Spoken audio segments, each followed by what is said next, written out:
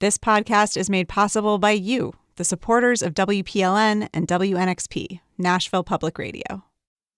This is the Nash Villager Podcast.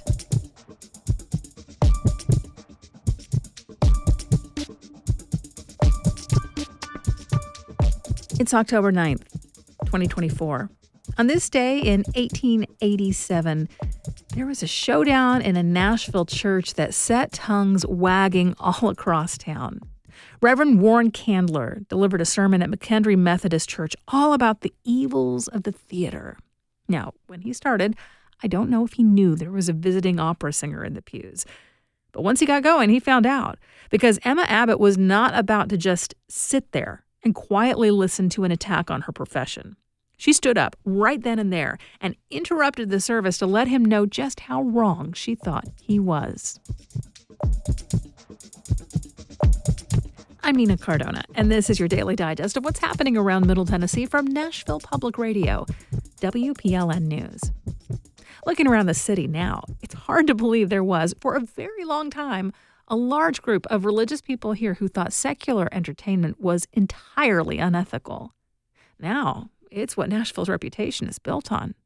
And as the city has grown in the last decade or two, adding venues for live performances has been an important part of new development. The latest, or maybe I should say the next, to be added to the downtown community is called The Pinnacle. It's set to open next spring in the Nashville Yards development.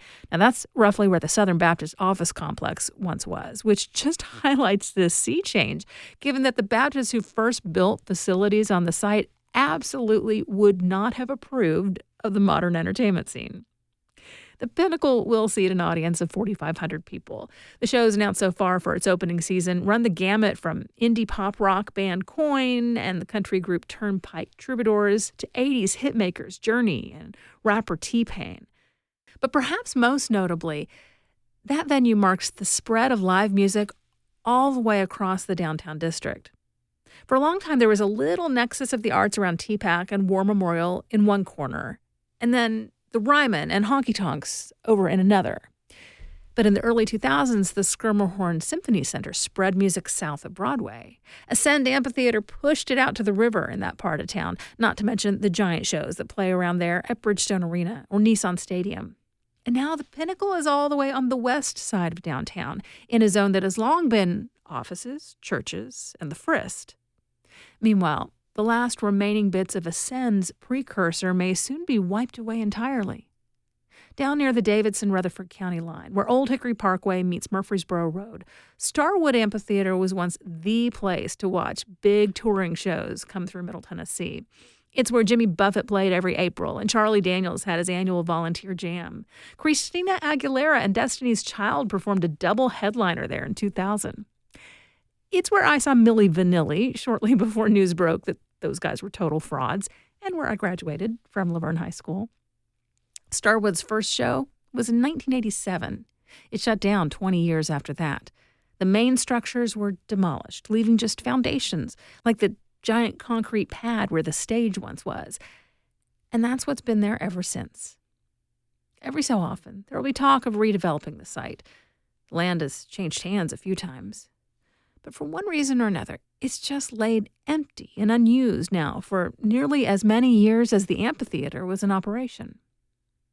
According to the Nashville Post, developers have filed plans with Metro Water that call for a mixed-use development, including a few hundred houses and townhomes. Maybe this newest vision for that property will be the one that actually comes to fruition. Today, we're pausing this week's Making Noise excerpts for this week's edition of What We're Wednesday, highlighting a special event at the Country Music Hall of Fame featuring Love Noise. That's coming up after the newscast.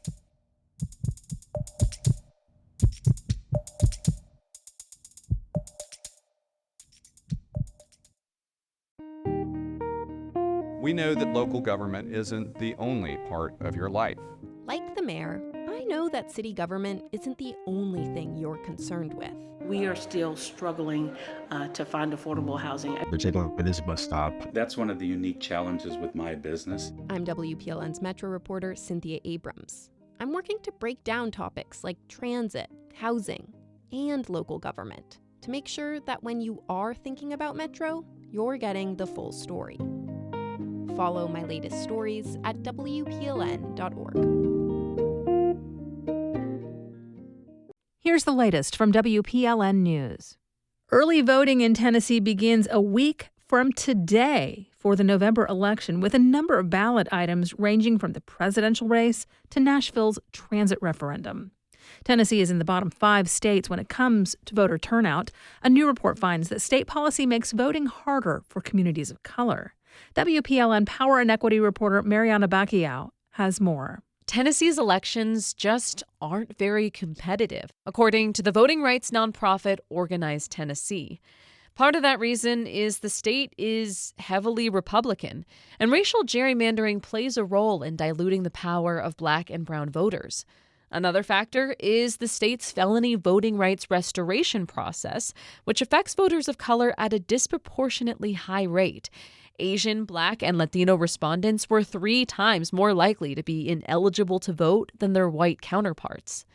Tennessee's voting restoration requirements don't just disenfranchise Black voters at a higher rate, they also discourage eligible Black voters from participating in elections. States with a higher percentage of Black voters who can't vote because of a felony conviction also experience overall lower turnout. That's because people in the same community are more likely to go to the polls together, discuss candidates, and share election deadlines. Mariana Bacallao, WPLN News.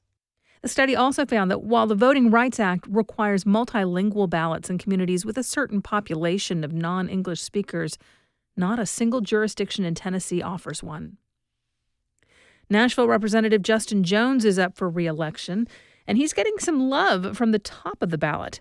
During an interview on the All the Smoke podcast, Vice President Kamala Harris picked the activist-turned-lawmaker as one of 5 people, living or dead, that she would want to have dinner with. Who's that last seat going to? You know who I saw recently who I just love, but he's one of 2, the Justins from Tennessee. They refused to be silenced. They're both in the state capitol. Okay. And they were speaking up about gun violence. Okay. And then the other legislators tried to shut them down. Of the Justins, Harris narrowed her choice to Jones because he was born in her hometown of Oakland, California. She chose Jones alongside Thurgood Marshall and Shirley Chisholm, the first Black woman to run for president, because she wanted to bring different generations of Black leaders together. Tennessee's death count from Hurricane Helene continues to climb. More than a week and a half after the storm's remnants ravaged East Tennessee, officials have now confirmed 16 fatalities in the state. Unicoi County has the greatest concentration, with 8 confirmed deaths. 9 missing persons cases are still open. Work continues to repair drinking water and wastewater facilities, with boil water advisories remaining in 14 utility districts. Less than 1% of homes were covered by flood insurance in the East Tennessee counties hit hardest by the remnants of Helene. The Knoxville News-Sentinel reports the state is asking insurance companies to give their customers a grace period of at least 60 days to file claims. In the meantime, people whose homes have suffered damage can apply for financial assistance from the Federal Emergency Management Agency. The Small Business Administration also has disaster loans that can be used to cover the cost of home repairs or replacement. The way Tennessee regulates wetlands may soon change. A bill to remove state protections was defeated earlier this year, but another version of the bill is expected by spring. WPLN's Caroline Eggers reports on a recent state Senate hearing. There was confusion at the hearing about one scientific term: geographically isolated wetlands. It's at the heart of this debate, as that's what the state could stop protecting. David Salyers, commissioner of the Tennessee Department of Environment and Conservation, says these wetlands are connected to our systems of water. This is a poorly understood, yet a vital concept that needs to be understood to enable wise policy decision. There was also a focus on the term low-quality wetland. That's also kind of a misnomer. In a report last month, TDEC says there's little difference between low-quality and high-quality wetlands in terms of function. And here's the basics. Wetlands soak up floodwaters, improve water quality, provide habitat, and recharge our water sources. George Nolan of the Southern Environmental Law Center says 2 things happen when we fill wetlands with concrete to build over them.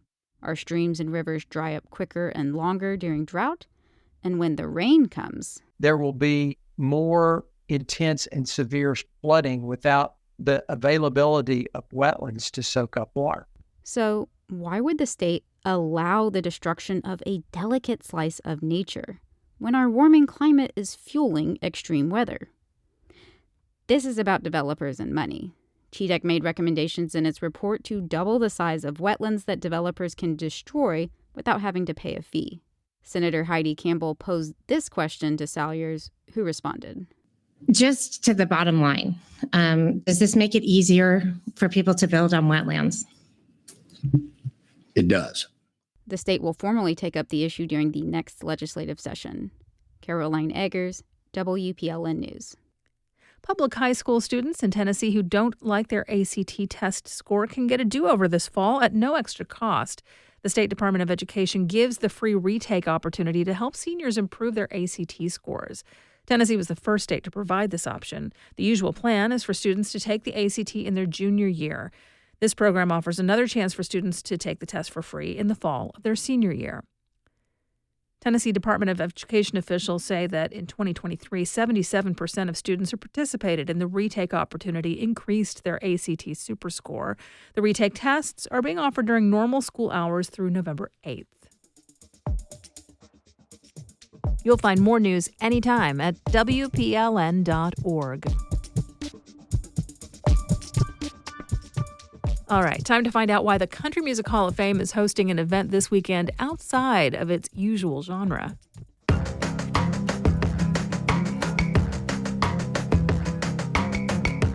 I'm Marquise Munson here with another edition of Nashville Public Radio's What Were Wednesday, keeping you up to date with the happenings in Nashville this week.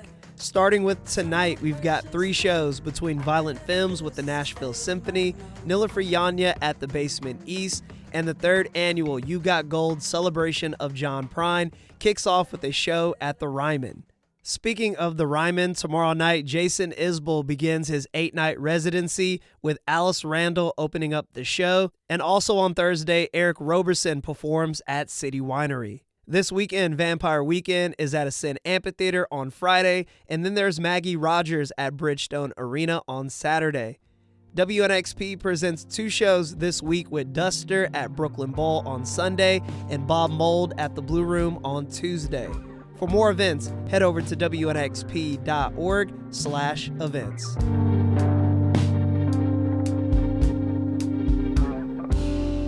This week for What Were Wednesdays, we discuss Concert and Conversation, Night Train to Love Noise, a generational journey of black music in Nashville.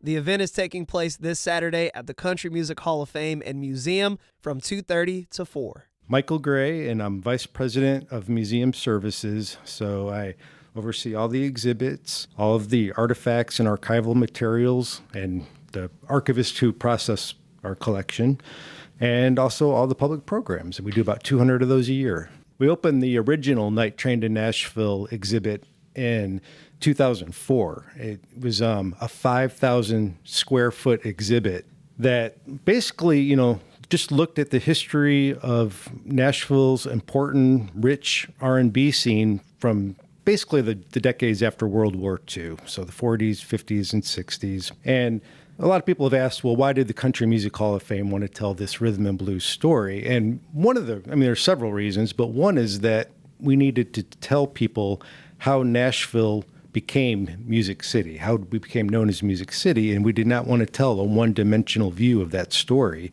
And long before Nashville was known as the capital of country music, black music in Nashville had been flourishing here, of course, going all the way back to the Fisk Jubilee singers and early, gospel quartets and such. And so, there were pioneering R&B radio stations here and television shows, and there were a lot of connections between the R&B musicians and country musicians, connections there that we wanted to make. Friend, don't take her, she's all I've got. Please don't take her love away from me. Nashville was absolutely a hotbed for rhythm and blues and soul music. Then just what happened is over time, some of that history started to be forgotten or erased, and some of it had to do with I-40, the interstate coming through Jefferson Street, where a lot of homes were lost, but also the nightclubs were torn down. A lot of things were changing around in the 70s. Big corporate record companies were buying out the little independent labels. Disco was starting to come in. A lot of the nightclubs on Jefferson Street were gambling houses, and the city started to crack down more on gambling. There was just a lot of factors at play. But, over time, that history started to become lost, and Nashville became, known more and more and more for country music, and for a lot of right reasons, but we wanted to make sure that the R&B history didn't become lost. Jackie Shames comes right at you with Rufus Thomas's Walking the Dog.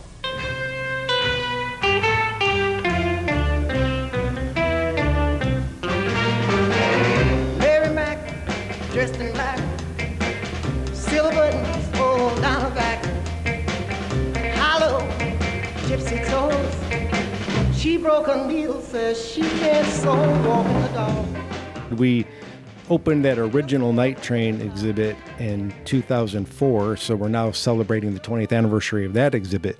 It also happens to be the 20th anniversary of Love Noise, this very important promotion company. From talking to Eric Holt and from listening to the great series that on your station here, I was just learning about how the folks who founded Love Noise just didn't feel like that there was a space or venues for Black music in Nashville at the time. And so, we just kind of wanted to bring, I guess, the different generations together. At this event on October 12th here at the Country Music Hall of Fame, we're going to have some of the original Night Train artists who started their careers in the late 50s and 60s, people like Frank Howard and Laverne Allison.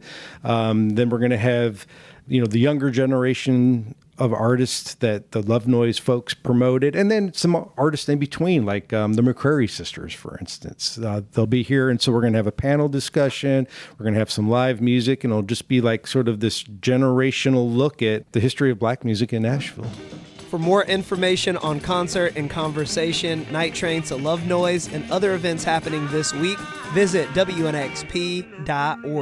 My name is Marquise Munson, and thank you for listening to another edition of What Were Wednesdays.